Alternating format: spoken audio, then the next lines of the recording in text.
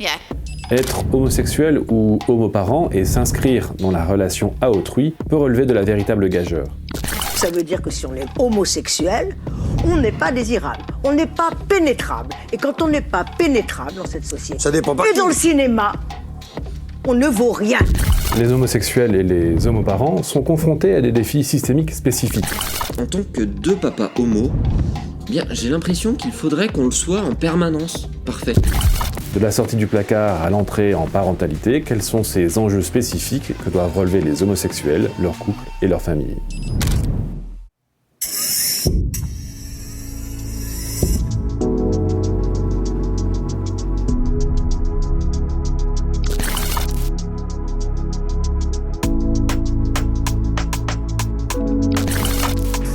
Après 136 heures et 46 minutes de débat, l'Assemblée nationale a adopté le projet de loi ouvrant le mariage aux couples de personnes de même sexe.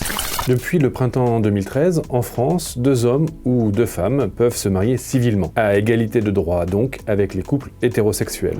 Égalité sur le mariage certes, mais pas surtout, car sur l'accès à la procréation médicalement assistée, l'inégalité était encore de mise à l'époque. En effet, en 2013, la PMA était alors réservée aux couples hétérosexuels, mariés ou non d'ailleurs. Il faudra attendre la loi du 2 août 2021, relative à la bioéthique, pour que la PMA soit accessible à toutes les femmes, y compris celles formant un couple homosexuel. Cette reconnaissance républicaine des unions de couples de même sexe a plusieurs conséquences. Tout d'abord, le mariage pour tous profite à la condition des homosexuels en général. Il contribue en effet à une meilleure acceptation sociale de l'homosexualité. Il améliore également les conditions de vie des couples homosexuels. Il s'inscrit dans la continuité du PACS, première forme d'union civile ouverte aux couples de même sexe, votée en 1999. Dans ce sens, le mariage pour tous accorde des droits et des devoirs supplémentaires. Il sécurise ainsi juridiquement les partenaires du couple, notamment en matière de succession et de protection sociale. Enfin, le mariage pour tous bénéficie aux familles homoparentales, c'est-à-dire aux familles dans lesquelles au moins un ou une adulte, qui est le parent d'un enfant, se définit comme homosexuel. Le mariage protège juridiquement les enfants élevés par des parents de même sexe. Leurs liens de filiation et leurs relations familiales sont désormais sécurisés. Garantie légale qui, jusqu'en 2013, n'existait pas. En effet, jusqu'à l'adoption du mariage pour tous, seuls les couples mariés, donc hétérosexuels, pouvaient conjointement adopter un enfant. De même, comme seul un époux peut adopter l'enfant de son conjoint, avant 2013, le ou la partenaire dans un couple de même sexe ne pouvait ni adopter l'enfant de l'autre, ni exercer de plein droit l'autorité parentale, alors qu'elle ou il l'élève ensemble.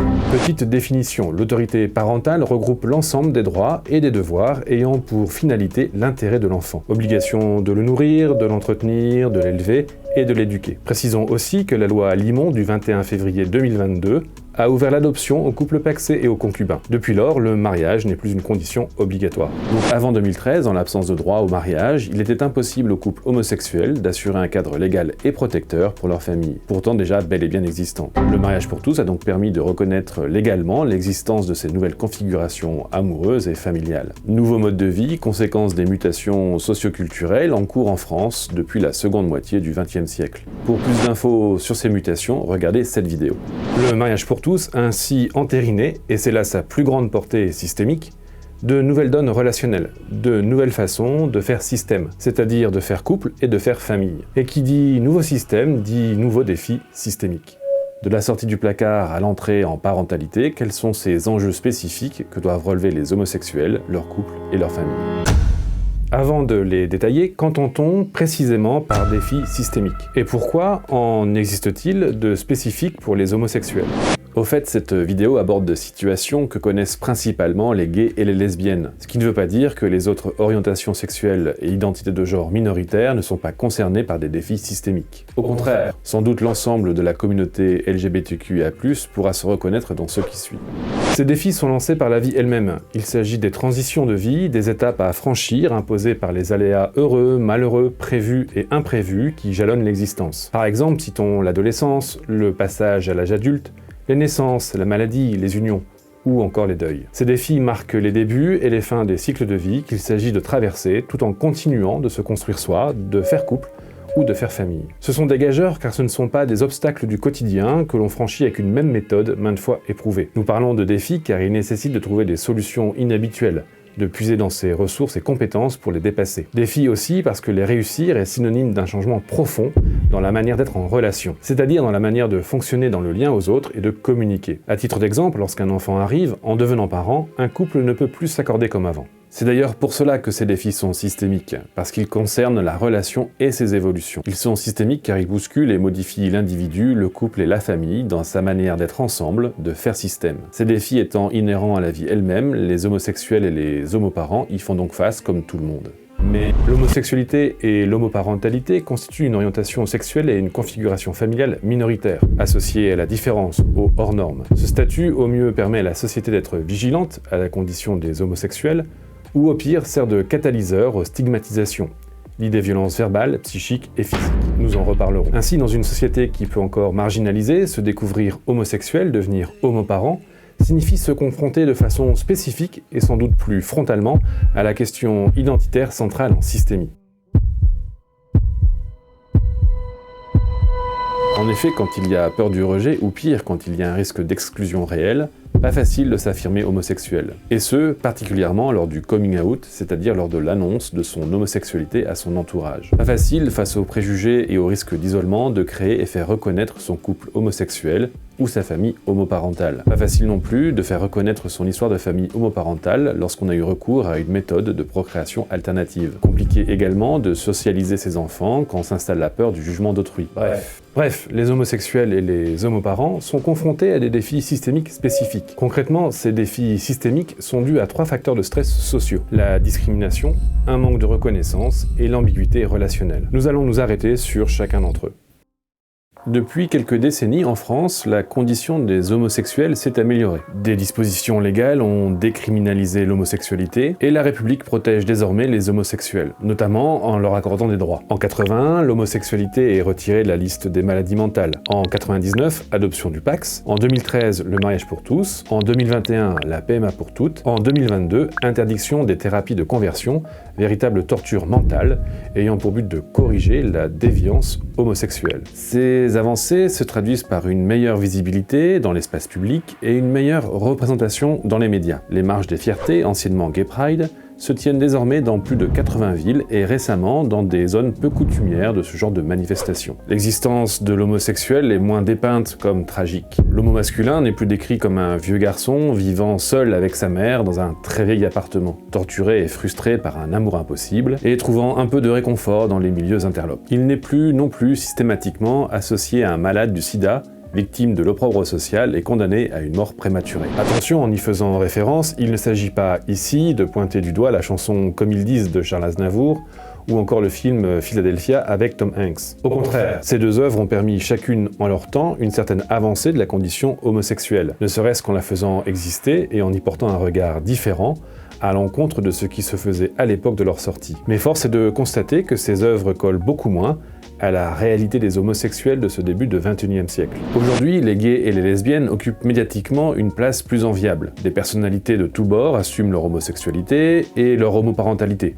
Hommes politiques, artistes, humoristes ou encore journalistes. Les plateformes de streaming proposent bon nombre de séries et de shows mettant en scène des personnages et des personnalités homosexuelles. Ces mêmes plateformes ont d'ailleurs créé des collections spécifiques dans leur catalogue. Elles y référencent des documentaires témoignant de l'évolution de ce regard posé sur la condition homosexuelle. Les choses semblent donc s'améliorer. Cependant, Si on est homosexuel, on n'est pas désirable, on n'est pas pénétrable. Et quand on n'est pas pénétrable dans cette société, Ça dépend pas et qui. dans le cinéma, on ne vaut rien, on ne vaut rien.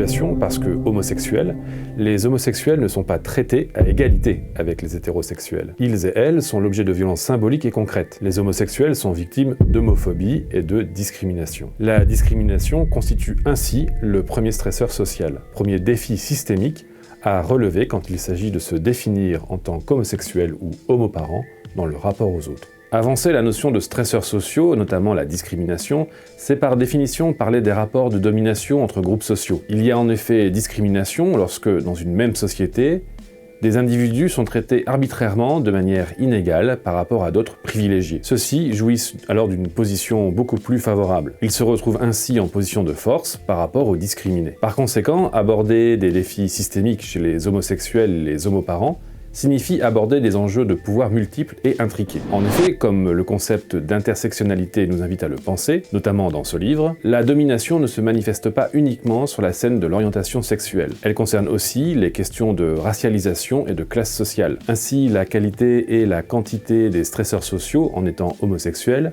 varient aussi selon que vous soyez homme ou femme, aisé financièrement ou pauvre, issu ou non de l'immigration, installé dans un quartier privilégié, ou défavorisés. Sujet complexe qui dépasse très largement l'objectif de cette vidéo. Tous ces enjeux ne seront pas analysés ici. Nous nous limiterons à la question de l'orientation sexuelle. L'homophobie et la discrimination sont particulièrement délétères au moment clé de la construction identitaire. En premier lieu, lors du coming out. Comme nous l'avons déjà souligné, l'annonce de l'homosexualité à la famille d'origine peut susciter intolérance, rejet, voire violence. Possiblement exclu physiquement et ou affectivement du cercle familial, l'homosexuel peut subir une mise à l'écart. Il ou elle se retrouve dans une situation synonyme de précarité matérielle et affective.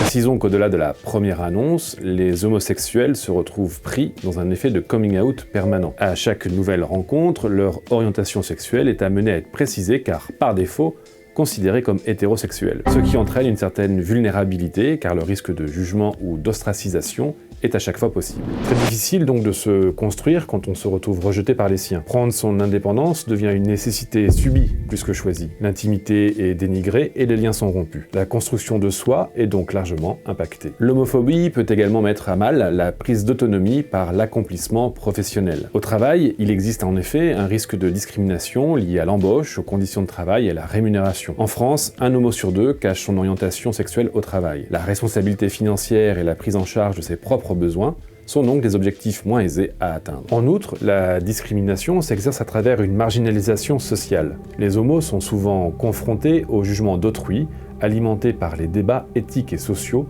dont l'homosexualité fait souvent l'objet. Souvent considérés comme immatures, incapables de stabilité affective, leur mode de vie est estimé incompatible avec la construction d'un couple ou d'une famille. Ils et elles sont jugés inaptes à aimer, inaptes à être parents, voire nocifs pour le développement des enfants, alors que les études démontrent le contraire. Les enfants élevés par des parents homosexuels grandissent tout aussi bien que ceux élevés par des parents hétérosexuels. Que cela soit en termes de relations aux autres, de bien-être psychologique et d'adaptation sociale. La discrimination est également renforcée par l'hétéronormativité. Dans la sphère extrafamiliale, la norme qui encadre le développement des enfants se base en effet sur la relation hétérosexuelle, ce qui impose directement ou indirectement une justification et une adaptation contrainte des familles homoparentales. Par exemple, les homoparents doivent expliquer à l'école qu'effectivement il n'y a pas de papa ou de maman, mais une deuxième maman ou un deuxième papa. Dans un effet de caisse de résonance, sans cesse leur est renvoyé leurs différences. Face à cette pression sociale, il est moins facile de construire son propre système familial. En plus de cette lutte contre ce regard social potentiellement réprobateur ou chargé de préjugés, il faut aussi compter avec un adversaire interne,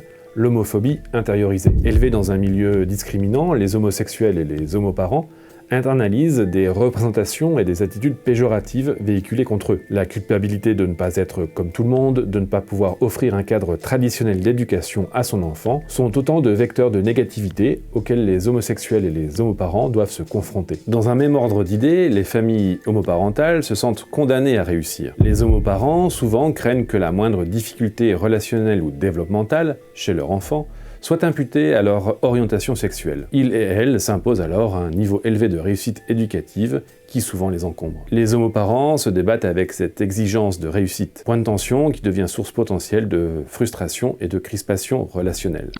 En tant que deux papas homo, bien j'ai l'impression qu'il faudrait qu'on le soit en permanence. parfait. Vous savez, quand votre enfant fait une bêtise, même ridiculement anodine, vous vous dites que c'est la fin des haricots, que ça risque d'être perçu comme 10 fois plus grave, parce que c'est vous, parce que vous êtes des homoparents, et que la cause du problème, pour certains esprits moyenâgeux, elle sera pas bien difficile à identifier. Hein. Mais en tant que papa homo, j'ai envie d'avoir le droit de faire des erreurs, de galérer aussi, d'être complètement débordé, qu'on puisse me dire oui, tu peux relâcher aussi la pression, de pouvoir moi aussi dire dans certaines situations ah bah là je sais pas du tout comment faire. Dans le prolongement de la discrimination, le deuxième stresseur social, le deuxième défi systémique, est un manque de reconnaissance. Les homosexuels et les homoparents sont en effet plus régulièrement confrontés à une intégration fragile dans leur milieu de vie. La voie vers l'acceptation morale, sociale et juridique reste semée d'embûches. Le désarroi et le sentiment d'être démunis ne sont pas rares. Dans le cadre des nouvelles méthodes procréatives, par exemple, malgré les évolutions légales, une précarité juridique et un défaut de reconnaissance sociale persistent. Ces manques peuvent troubler le fonctionnement de l'équipe parentale. Effectivement, en termes de légitimité parentale, la dimension biologique continue de primer, ce qui constitue un facteur de déséquilibre entre le parent social et le parent biologique. Pour le parent social, intégrer son enfant dans sa propre généalogie peut être ainsi malaisé. En cas de séparation, il risque d'être privé de son enfant avec des recours légaux limités. De façon insidieuse, ce danger génère alors de possibles angoisses de rapt, même en l'absence de tout conflit avec le parent biologique. Pour le parent social, la question de la reconnaissance est donc centrale. C'est pour lui ou elle un véritable enjeu que de se sentir considéré comme parent à part entière, avec l'ensemble des droits et des devoirs que cela implique, et ce, aux yeux de la société, de son entourage, de son ou de sa partenaire, de son enfant et à ses propres yeux. Après la discrimination et le manque de reconnaissance, le troisième stresseur social, le troisième défi systémique, est l'ambiguïté relationnelle. C'est la difficulté à définir et à exprimer les relations entre les différents membres d'un couple ou d'une famille. Cette difficulté peut aboutir à de l'incertitude, à du flou, à une certaine ambiguïté dans les liens. Si cette ambiguïté prédomine, elle risque d'induire de la confusion dans la construction des relations et dans la place de chacun. Chez les couples homosexuels et les familles homoparentales, l'ambiguïté relationnelle est en partie due à leur caractère inédit. Ces situations sont en effet fraîchement, voire fragilement reconnues socialement. Il n'existe que peu de modèles d'identification pour les accompagner à spécifier leurs relations. Des repères manquent pour les aider à se représenter leurs liens. Pour pallier cette absence, les homosexuels doivent d'autant plus travailler à caractériser et à clarifier les frontières relationnelles. Et c'est quelque part un mal pour un bien. En étant hors convention sociale,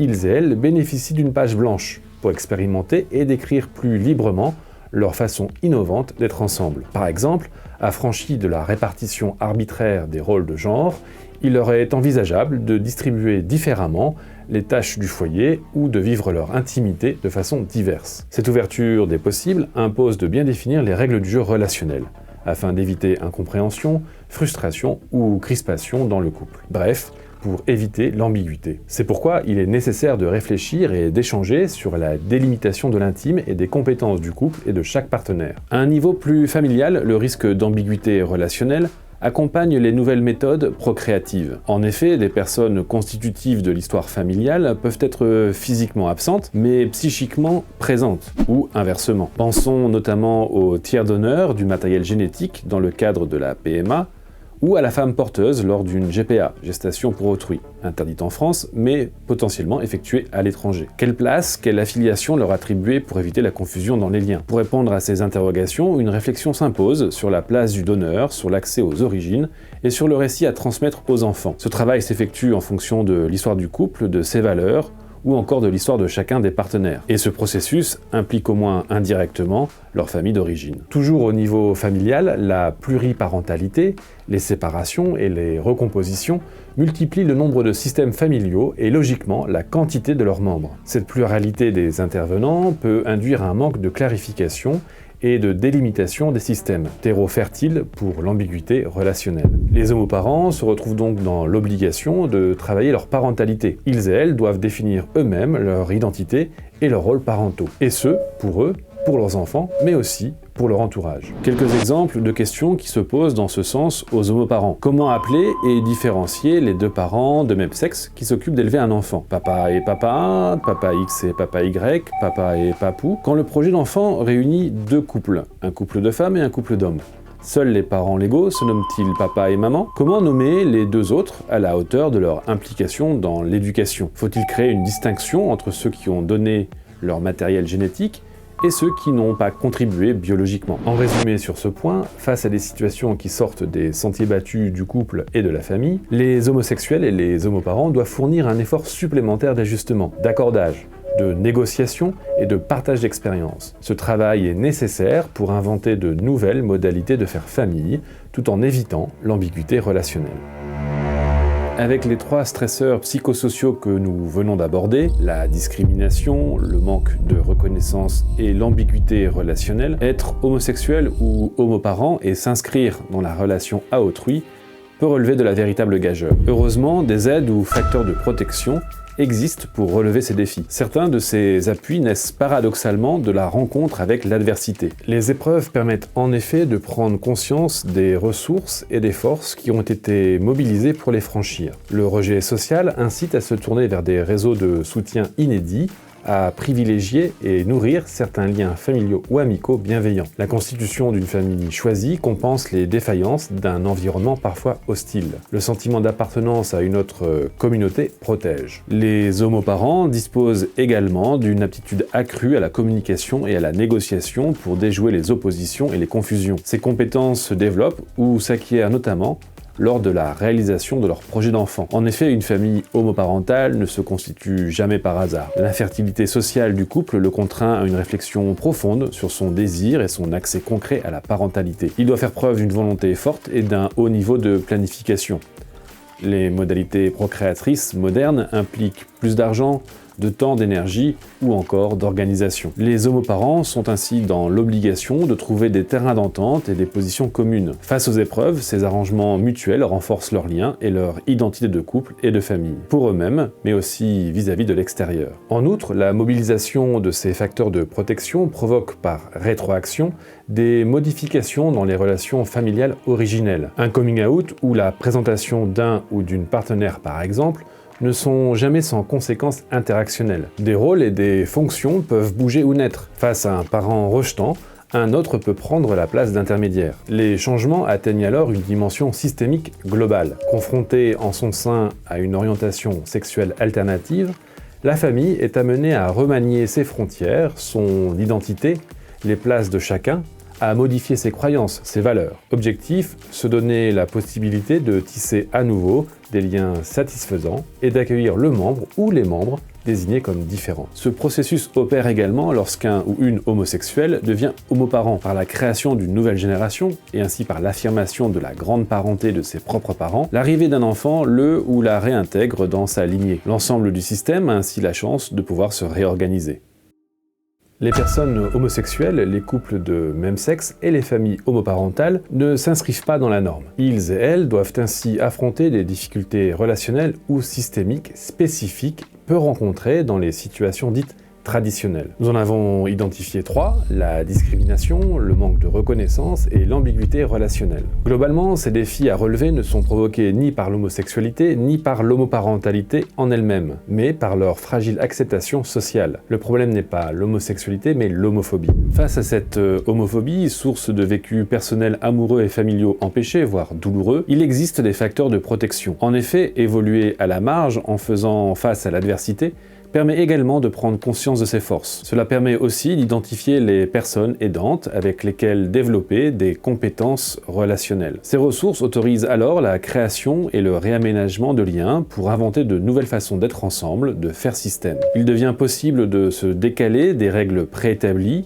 en matière de mode de vie personnel, conjugal et familial. De nouveaux arrangements sociaux plus fluides, plus complexes, plus créatifs sont pensables et expérimentables. Cet élargissement des possibles n'est pas sans impact sur les us et coutumes majoritaires. Certes, la société interroge l'homosexualité, mais cette dernière, en retour, tel un aiguillon, pique agite la norme. À travers son affirmation apparaissent en effet de nouveaux types de liens d'appartenance, de nouvelles places, de nouveaux rôles de genre, de nouveaux rôles éducatifs, de nouveaux modes de résidence, de nouvelles parentalités. Une myriade de comportements et de configurations inédites qui bousculent les catégories préexistantes. Une question alors, en contribuant à décorseter ainsi les mœurs, l'homosexualité n'a-t-elle pas permis des avancées sociales pour tous ?